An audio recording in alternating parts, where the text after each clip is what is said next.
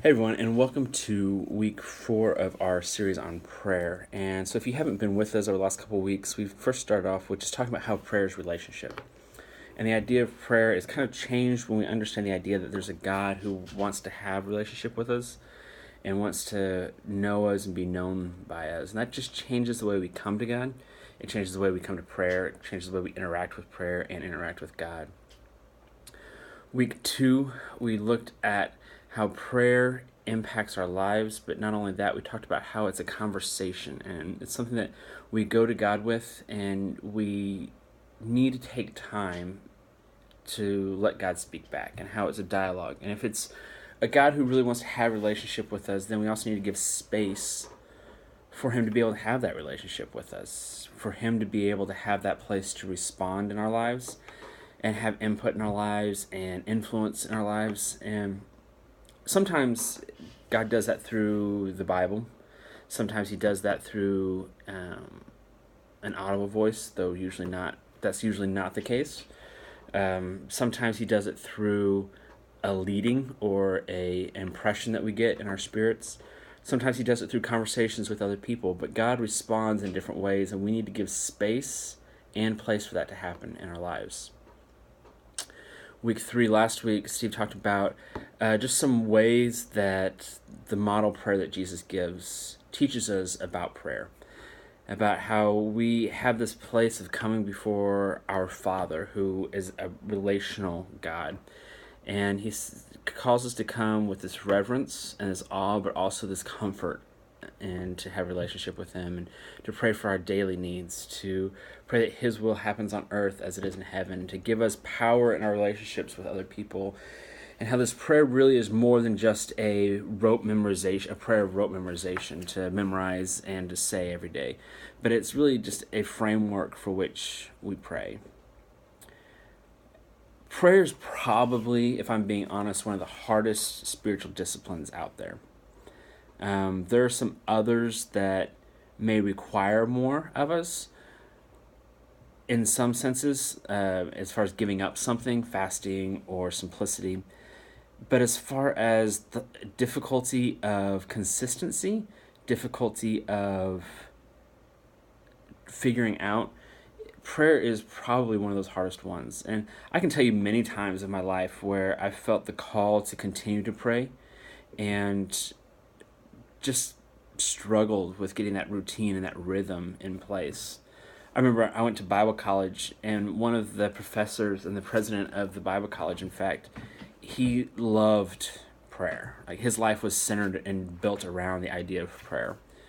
And so with that, every morning at 6 a.m., we were asked to show up, and by asked I mean required, to show up and have prayer time. And I was not much of a morning person like most college students. And so it was a real struggle for me. And so every year at the end of the school year, I found myself making up these prayer times because I had missed so many throughout the year. And it just, there just wasn't a priority for it in my life. There wasn't this place in my life where I said, yes, this is something I need to invest in, and it's not something I need to give myself to, and sleep is more important. And I'm not alone. If you look through the New Testament, you see that there's a lot of people talking about prayer and talking about how difficult prayer can be. And I think there's something about prayer that makes it really hard because it's a discipline on so many fronts. Prayer is hard because it requires a stillness to be able to do, pulling away from everything. One of the guys I love to read, his name is Timothy Keller, and he talks about prayer, and he's this great pastor of this great church and great seminarian, great professor in New York. And one of the things he talks about, he says, I've preached my whole life and I've prayed my whole life, but preaching is actually easier for me than praying is, because whenever I'm preaching, I never forget that I'm actually preaching. But when I'm praying, there are times that I forget that I'm praying. And I think we've all experienced that, times where we set aside time to pray, and about 3 minutes in, our mind is somewhere else, our heart is somewhere else, our thoughts are somewhere else. The distractions of life tend to take over the aspect of prayer. Jesus is in the garden right before he dies, and he asks his disciples to go with him to pray. And as he comes out of the garden, they're all asleep. And he says, can't you guys travail with me or work with me at prayer for just this little bit of time? And this happened a couple different times. They fell asleep while praying. And this is a real great example of what happens in our lives. Prayer begins to be overshadowed by other stuff, and it's hard to make it a priority. It's hard to give it place in our lives. And not only that, is one of the things about prayer is the results aren't always immediate. So we don't always see God respond right away. And we give ourselves to prayer, but in that means that we're talking and we're expressing emotions and heartfelt and desires and hopes and dreams. And we don't see impact, we don't see results, we don't see response right away. And the truth is, we live in a culture where we like the immediate, right? My wife and I just bought an Instapot, and we can go from frozen chicken to a complete meal in less than 15 minutes. It's about 30 minutes with prep time, I would say. I mean, that's unheard of years past. And this is where our society has gone to. Movies are more fast-paced. If you go back and watch Bambi from 30 plus years ago, you'll probably be bored within the first half hour. It just moves at a slower pace than movies today do. And we just are a society of immediate gratification, but not just that, we're a society of immediate answers. You have a question, you go to Google, and Google can give you an answer right away. And with prayer, it's not like that sometimes. Prayer, it takes work, and it takes going to God consistently, and before sometimes we see answers. There are things in my life that I've been praying for 30 years, and I'm 35 plus, to see happen, and I haven't seen it happen. I have friends who have been praying for healing for a long time and haven't seen that healing happen in their lives. I've seen people that are the most godly people that I know pray for healing and end up dying and not seeing their healing. And it doesn't seem to be any rhyme or reason to it. And in fact, Paul talks a lot about that prayer is difficult and prayer is hard and prayer requires something. And he says, travail with me in prayer, work with me at praying, fight the good fight of prayer with me. And he uses a lot of verbiage and wording about prayer that makes it this difficult place. And I think there's something very cathartic or encouraging about the fact that Paul struggled with this as well, or his disciples struggled with this, because it gives us hope that we're not alone in that struggle. But over the next week, we're going to talk about the concept that prayer accomplishes something. But one of the things that makes prayer hard is sometimes we don't see that right away. But even when we don't see it, the hope is and the promise is that in our lives, as we pray, something does happen in our hearts. In the model prayer, Jesus says, "Thy kingdom come, thy will be done on earth as it is in heaven." And as we spend time praying, I think the promise is that there's an aligning that happens with our heart desires and God's heart desires. We begin to see things the way he sees things, and our hearts begin to change to feel the way he feels about things. And so while prayer is very difficult, it's very impactful in our lives.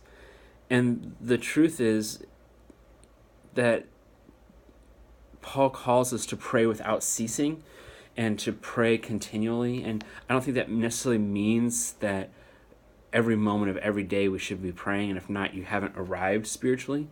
I think what that means is that even in our hard times, even in the difficult times, we live in this posture of prayer, that we don't give up on prayer. And the main idea is that prayer is hard work, prayer is difficult, but there's also this hope and this promise that it accomplishes something in our lives. And so my encouragement for you is know that you're not alone in struggling in prayer. You're not alone whenever you say, hey, prayer's boring, or prayer doesn't seem like it's impacting anything, or I feel like I'm hitting the ceiling, or I'm not feeling anything. And so when I pray, it's just this awkward place where I just feel like I'm saying stuff and there's nobody hearing, there's nobody responding. It's just out there, and it's just living in the abyss of words wherever words go. And know that there's more happening, even if you don't see it, than that.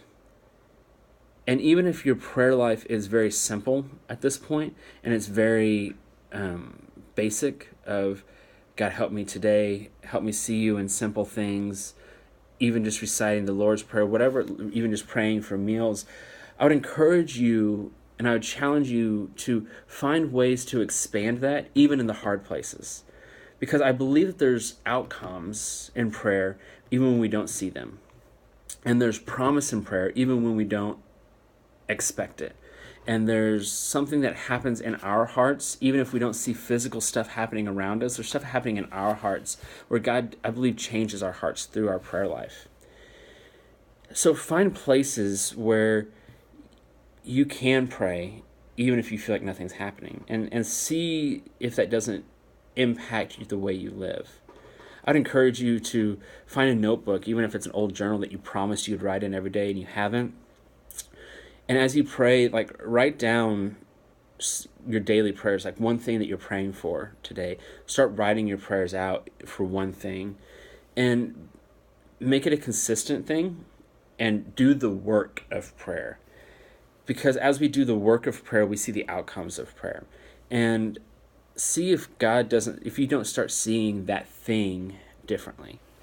Maybe you're struggling with a class. Start praying about that class every day and seeing if God doesn't start giving you a different heart attitude towards that class.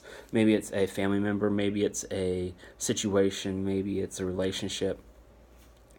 But if we believe that prayer is work, we also believe that work has outcomes. And I believe that the Bible promises that God meets us in our place of work and meets us in our place of prayer. And my hope is that as we go through this journey of the hard work, of what seems to be hitting a glass ceiling, that as we do that consistently and as we do the work, we'll see God break through that ceiling. So do one of those things this week. Just begin to pray for something consistently, even if it's 5 minutes a day. Take 5 minutes a day to really invest in that thing and do the work, because work leads to outcomes. Labor leads to results. And I believe that's the same thing for prayer. Thanks for being with us this week, guys. We'll talk to you soon. Bye.